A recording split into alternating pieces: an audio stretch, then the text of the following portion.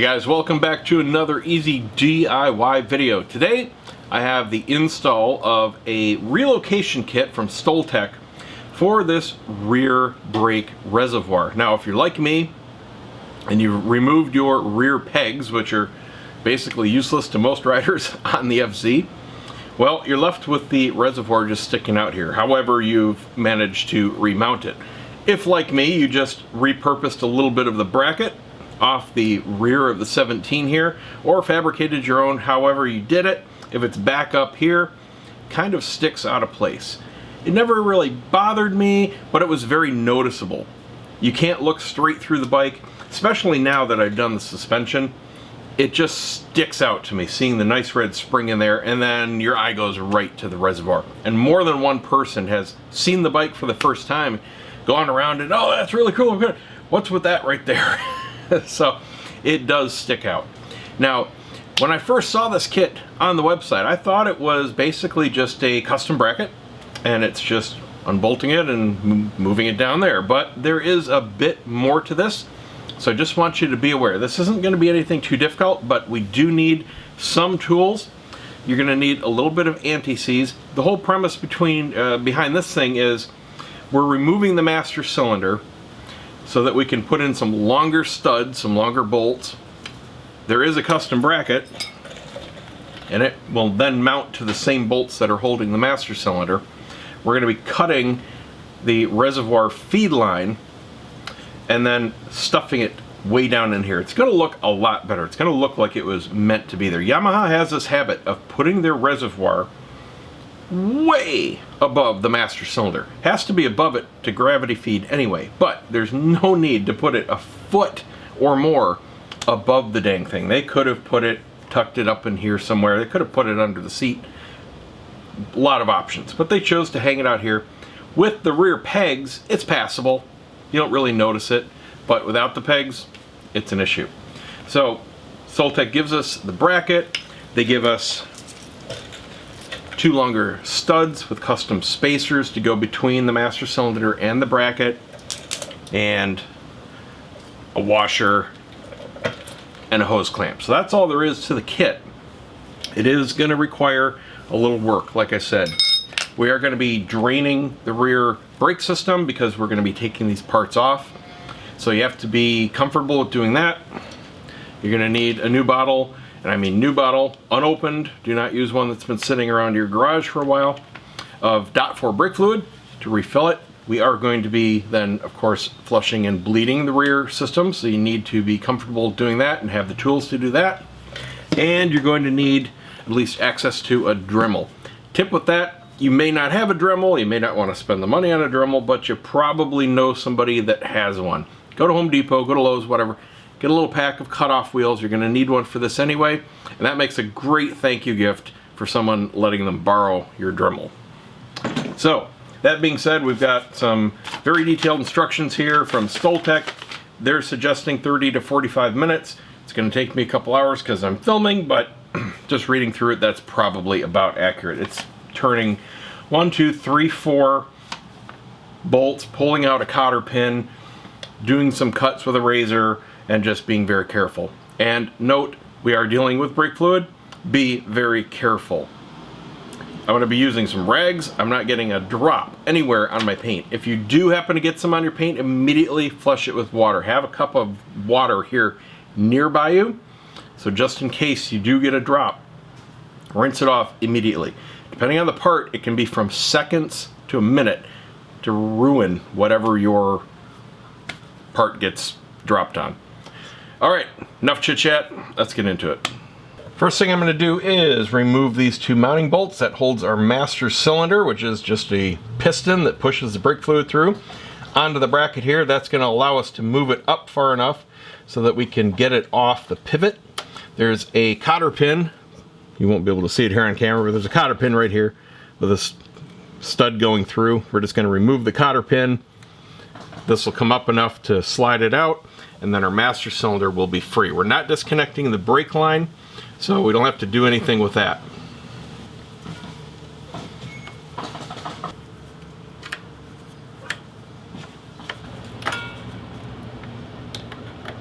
And by the way, can I just say what a total pain in the ass cotter pins are? So dumb.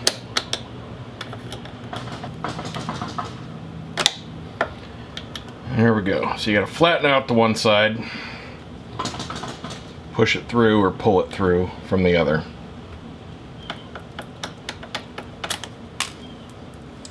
Now as soon as you take off the cotter pin, you've got a washer. Then just push the pedal down, slide the bolt through. Now just slide your brake sensor wire around this loop, and our master cylinder is free enough to do what we need to do with it. Yeah, it's a Brembo. Didn't know that. So now we just need to undo this clip to free the feed line and totally dismantle whatever you have holding your reservoir. Now at this point, I suggest a protective towel, because now we're going to be draining the reservoir and the feed tube, and a little bit is going to come out of our master cylinder. Just collect it in an old bottle. This one is about half full of brake fluid. This is what I use for all my bikes and cars. And recycle it, just like oil. Any auto store will take it for free. So carefully, I'm going to start by dumping the reservoir, and then dumping what's in the tube, and then we can release this spring clamp and carefully take it off of the master cylinder fitting. Just set your cap and rubber insert aside in a clean place. Wipe off your parts as you're done with them. I'm just going to put the cap and insert back on the reservoir for now. I tipped everything upside down below the level of the master cylinder, got everything out of the line. Now I can go ahead and remove it, just being careful of drips when I do so.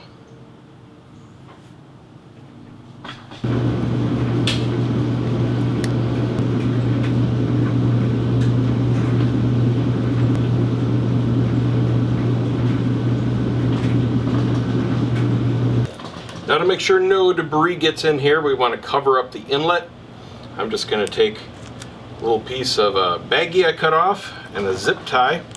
You could use a rubber band, or you could use a hair tie, you could use a cloth, whatever is going to work for you that's totally clean and going to keep this completely sealed off while we do our dremeling. And boy is it awkward doing some stuff like this because of the camera angles. Doing it this way will also prevent any fluid from accidentally leaking out while we're working. Alright, so let me show you why we have to modify this. So these are the mounting bolts that go through from the bracket, and on the other side they're going to stick out some more because our custom bracket is going to mount to them. Well, this bottom part of the fitting here, the plastic, is in the way of one of the spacers. So here's the longer bolt that comes with the kit. And it's going to go in about like that. We've got a custom bracket that's going to sit out here, but these spacers sit in between. And right here, that plastic is hitting. So what we need to do is trim off just the flat section of this plastic. If you can't see it really well on camera, don't worry, it's completely obvious in person. It comes down and there's a little hook. All right, kind of like a valve for a hose or something. I don't know why it's there, but it's there. It's probably a stop, so this can't rotate any further than vertical here. But it's not needed, and we're just going to be lopping off this straight section. That's it. No higher than that, not up into the triangle part, and definitely not anywhere near the feed tube. Just lopping off this little section here, and that will clearance us enough so that we can use the spacer. That's all we have to take off, is like 3-4 millimeters. Right there.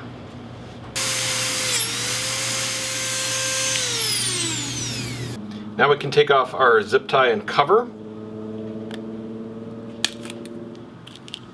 Just give that a quick wipe, make sure there's nothing dripping. Go ahead and disassemble the two bolt and spacer assemblies. Now, with the cotter pin back in place, put a little dab of anti-seize on your bolts. Washers go on the outside, and we can go ahead and actually reinstall the master cylinder. Tuck the switch wire down under the top bolt there. Now we can put on the spacers. So if you have a 17 FZ09 or MT09, this bottom bolt doesn't have enough clearance once you torque it in to be able to get the spacer or the nut on the back side of it. So you need to back this one out just a bit. You can go ahead and torque the top one, but back the bottom one out, then put your spacer on. I'm going to put this top one on here. The bottom one's already on. Now we need to put on our bracket, and it just goes over the bolts on the back side with the label facing out, so the angle goes in towards the bike. Just like that. Now I'm going to go ahead and put on the nuts. I'm going to put on the top one first just to hold it in place. And torque to 17 foot-pounds, just like a spark plug. And this is another camera angle that just makes it awkward. I would normally be doing this from where the camera is. It's not as tricky as it looks. Alright, got it started. These are lock nuts, so you will need a wrench to really run them in. There, it's as much as I can get it with my finger. Now the bottom one, I just kind of do it by feel. Just come in from the bottom here and just get it started. Same deal, and then we can torque down this bolt. There we go. Getting back here to these nuts is a bit of a pain. I've just got a little shorty 13 here. One side is ratcheting. Works really well for the top. Can't fit it on the bottom, so I'll just have to go one facet at a time, but just do what you gotta do. Okay, almost there. Now we can go ahead and slide our electrical cable back under that hook. Now on our reservoir, we need to pinch this hose clamp and carefully remove the hose from the plastic fitting here. Always be careful when doing this. These plastic fittings can snap off very easily. Now we can put on the original reservoir bracket. This is a bit of a tight fit. Might need to bend this out just a little tiny bit. Now the new washer. Now the reservoir. And hand snug the nut. Instead of using the upper end of the hose with the more shallow bend with the measurements they have, what you want to use is the bottom bend, the tip that goes into the master cylinder on the stock configuration with the sharp bend. It's actually sharper than 90 degrees. Makes like a little L. So here's what you do.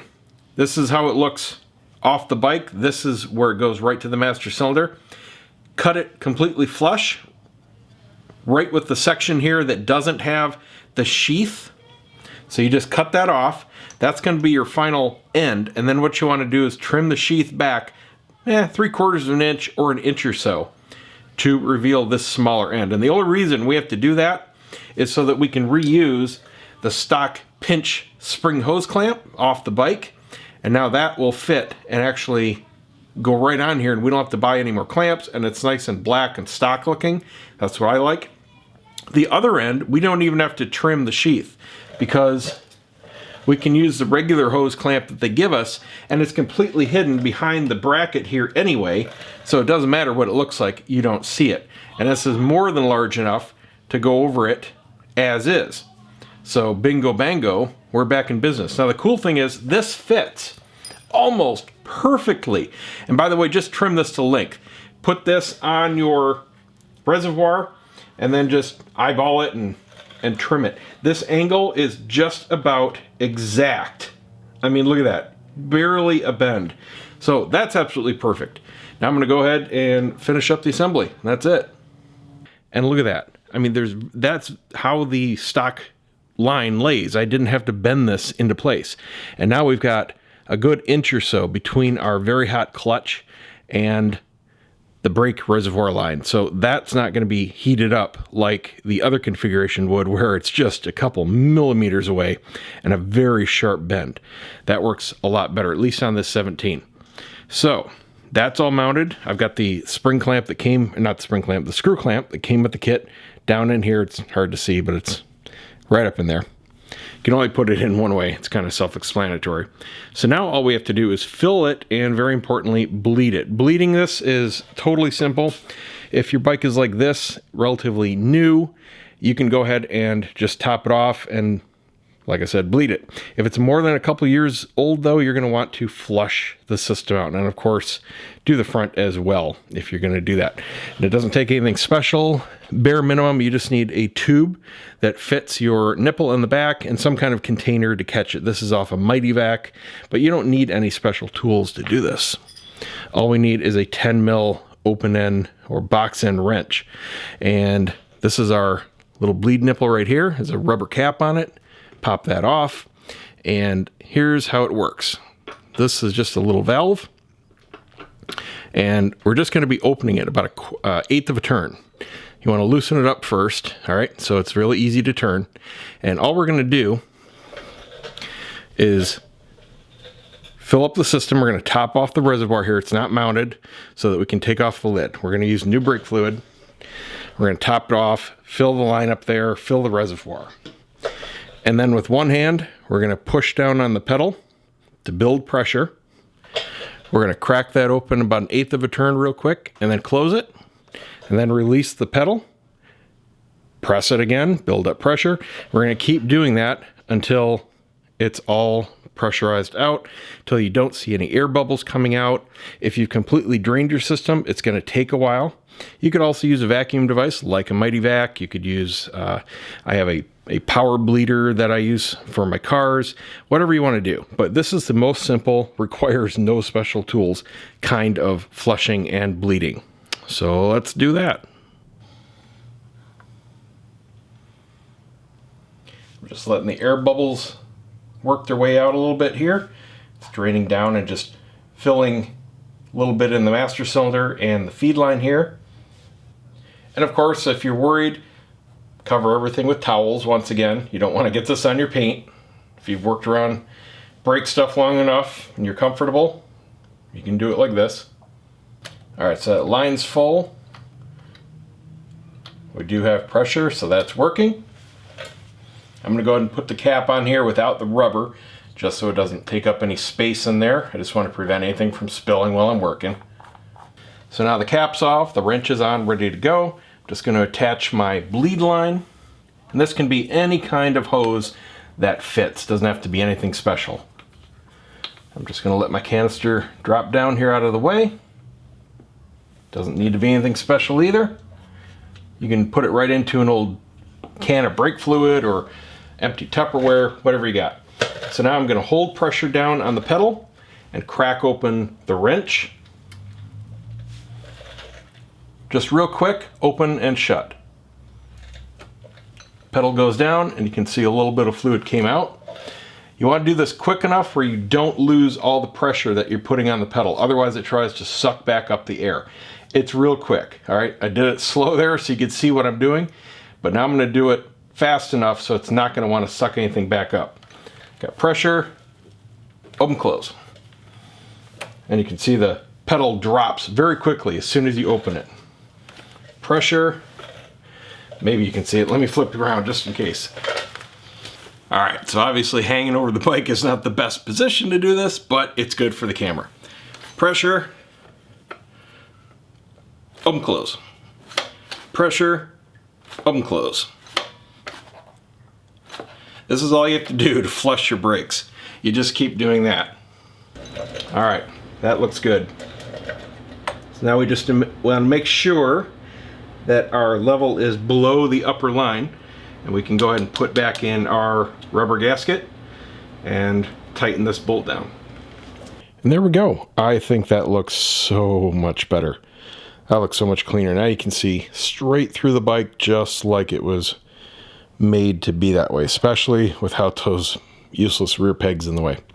So just button up your rear nipple, tighten up your nut, don't forget the washer, just real good and hand snug, and then you can remove this wiring loom clip here. It was holding on the reservoir line. It's kind of a bugger to get out.